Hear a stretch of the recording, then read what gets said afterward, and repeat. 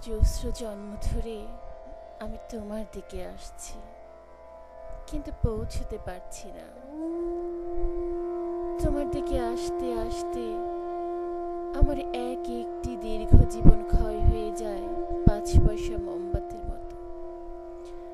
আমার প্রথম জন্মটা কেটে গিয়েছিল শুধু তোমার স্বপ্ন দেখে।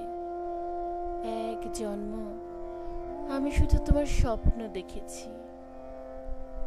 আমার দুঃখ, তোমার স্বপ্ন দেখার জন্যে মাত্র একটি জন্ম পেয়েছিলাম। আরেক জন্মে আমি ঘর থেকে বেরিয়ে পড়েছিলাম তোমার উদ্দেশ্যে। পথে বেরোতেই পলিমাটির উপর আঁকা দেখি তোমার পায়ের দাগ। তার প্রতিটি রেখা আমাকে পাগল করে তোলে। ওই দাগ আমার চোখ, বুক আর স্বপ্নকে এত লাল করে তোলে, আমি তোমাকে সম্পূর্ণরূপে ভুলে যাই।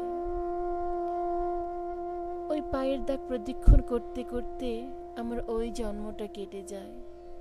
আমার দুঃখ, মাত্র একটি জন্ম আমি পেয়েছিলাম সুন্দরকে প্রদক্ষিণ করার।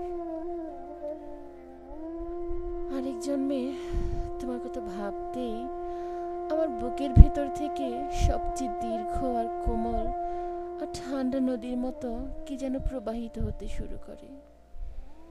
সেই দীর্ঘশ্বাসে তুমি কেঁপে উঠতে পারো ভেবে একটি মর্মান্তিক দীর্ঘশ্বাস বুকে চেপে কাটিয়ে দিই সম্পূর্ণ জন্মটা। আমার দুঃখ, আমার কোমলতম দীর্ঘশ্বাসটি ছিল মাত্র এক জন্মের সমান দীর্ঘ। আমার ষোড়শ জন্মে একটি গোলাপ আমার পথ রোধ করে। আমি গোলাপের সিঁড়ি বেয়ে তোমার দিকে উঠতে থাকি, উঁচুতে উঁচুতে আর উঁচুতে। আর এক সময় ঝরে যায় চৈত্রের বাতাসে। আমার দুঃখ, মাত্র একটি জন্ম আমি গোলাপের পাপড়ি হয়ে তোমার উদ্দেশ্যে ছড়িয়ে পড়তে পেরেছিলাম। এখন আমার সমস্ত পথ জুড়ে টলমল করছে একটি অশ্রুবিন্দু। ওই অশ্রুবিন্দু পেরিয়ে এই জন্ম হয়তো আমি তোমার কাছে পৌঁছতে পারবো না। কেন পৌঁছবো? তাহলে আগামী জন্মগুলো আমি কার দিকে আসবো?